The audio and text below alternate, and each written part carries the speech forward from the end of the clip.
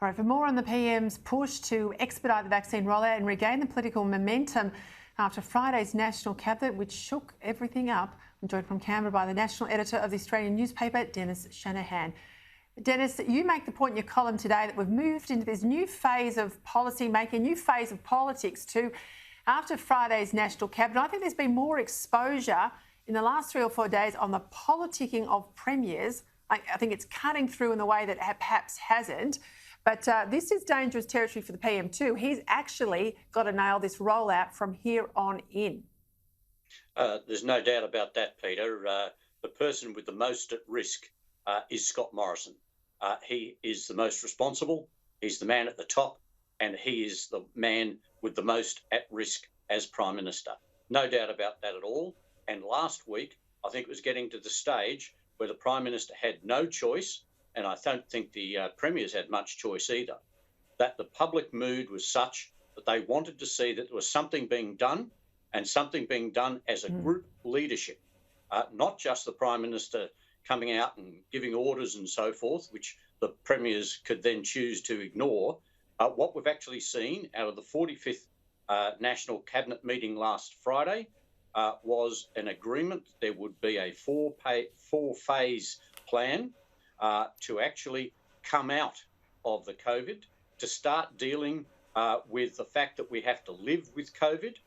In other words, a suppression rather than an effective elimination phase.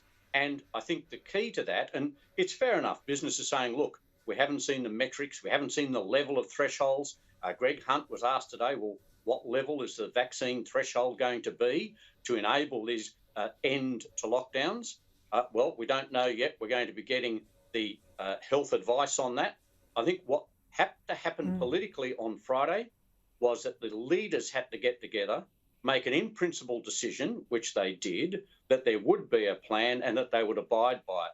I think, and also in those last 48 hours, I think we've seen a lot more pressure applied to the Premiers and less focus on Scott Morrison as Prime Minister.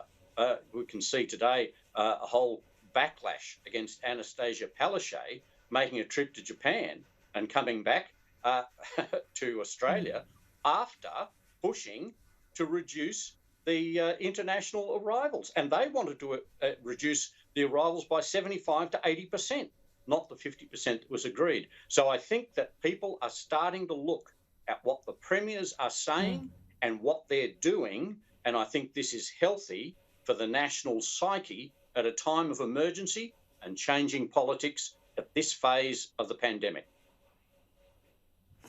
I want to get to a point on the election coming up in just a moment, but I mean, what you're saying is absolutely right. I think the National Cabinet might have worked last year. I was a bit dubious, but I'll give it to him. Might have worked a little bit last year, but it certainly constrained the PM's ability to hit back quite appropriately where these state premiers are promising one thing in Canberra, but letting him down when they get back to the jurisdictions, or trying to play party politics going into the next election campaign because they know federally Morrison faces the voters before they do. And of course, on that front, we heard from Adam Bandt last week. He thinks there should be this power sharing agreement with Labor for the Greens. I don't think they need it.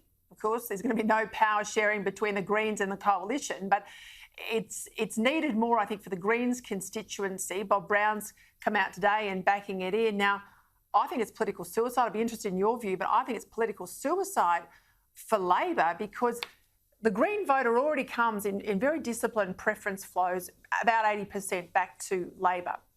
To win an election, Labor actually have to get the centrists, and that's the traditional Labor vote that's looking like it might walk because Labor is too aligned to the Greens. It's too into the woke politics and none of the traditional working class values that they grew up believing and still believe. That's the challenge. So, good luck, Elbow, if you listen to Bob Brown for your politics, but doesn't he need to come to the middle?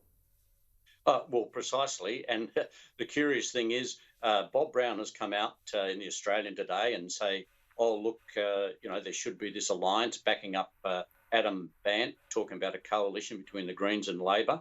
But Bob Brown is also saying, look, we think the Greens should supplant Labor as a major party in Australia.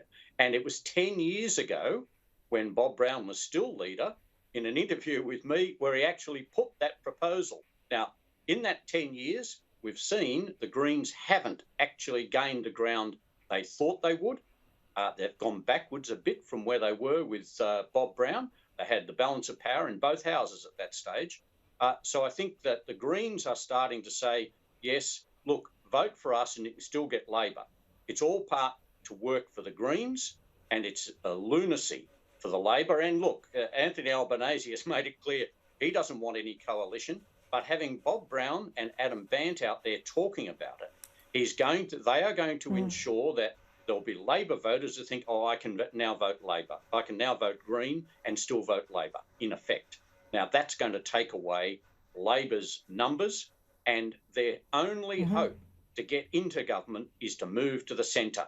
Everyone is saying that. Graham Richardson, Stephen Loosley, all of the old figures are saying, Paul Keating, moved to the centre, not to the left. We'll see what happens. We could have an election anytime soon, although I don't think it'll be before Christmas, most likely next year.